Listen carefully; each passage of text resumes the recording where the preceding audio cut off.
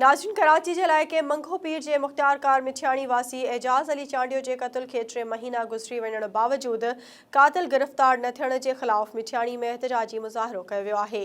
वधीक ॾिसूं था SS न्यूज़ जे रिपोर्टर शौकत मलिक जी हीअ रिपोर्ट। नाज़रीन, असीं हिन वक़्तु मिठियाणी मेन चौक ते मौजूदु आहियूं।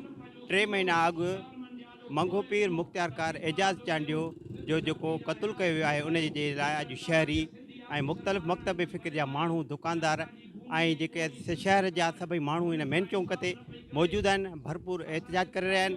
अचो त उन्हनि सां ॻाल्हि ॿोल कयूं त हिन क़त्ल बाबति हू असांखे वधीक छा था ॿुधाइनि। हे क़त्ल को हिकिड़ो क़त्ल कोन्हे, हे क़त्लनि जो हिकिड़ो सिलसिलो आहे ऐं नस्ल कशी कई पई वञे असां माण्हुनि जी। शहरनि में इहा दहशत फैलाई पई वञे, जीअं ॿाहिराड़ी खां माण्हू रोज़गार लाइ न अचनि। सिंध गवर्नमेंट जेका आहे माफ़िया जी गवर्नमेंट आहे, जेका कंहिं बि तौर ते जेको आहे सो इंसाफ़ कान ॾींदी असां माण्हुनि खे। हिकिड़ो वॾो मैटर थियो जो सरकारी नुमाइंदो हिकिड़े आला उहिदे ते हुयो, उनखे क़त्ल कयो वियो ऐं अहिड़े नमूने क़त्ल कयो वियो हिकिड़ो सफ़ाक तरीक़े सां।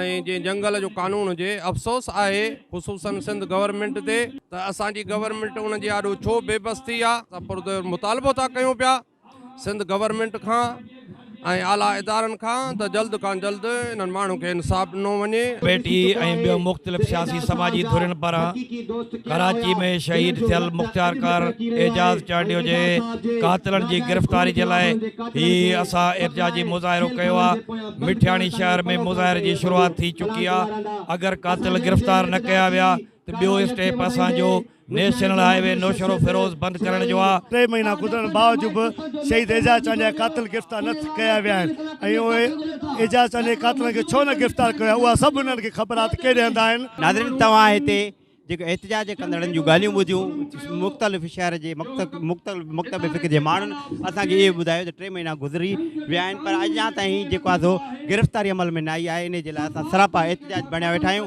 त असांखे आख़िर में सिंध में इहे जेके लाश छो ॾिना पिया वञनि, असां सां छो अहिड़ो सुलूक कयो पियो वञे। इन हिसाब सां असां गवर्नमेंट खे इहा अपील कंदासीं त जेको आहे सो इन्हनि खे क़ातिलनि खे गिरफ़्तार करे केतिरे किरदार ताईं उन्हनि खे पहुचायो वञे। कैमरामैन शहज़ाद मलिक सां गॾु SS न्यूज़ मिठियाणी।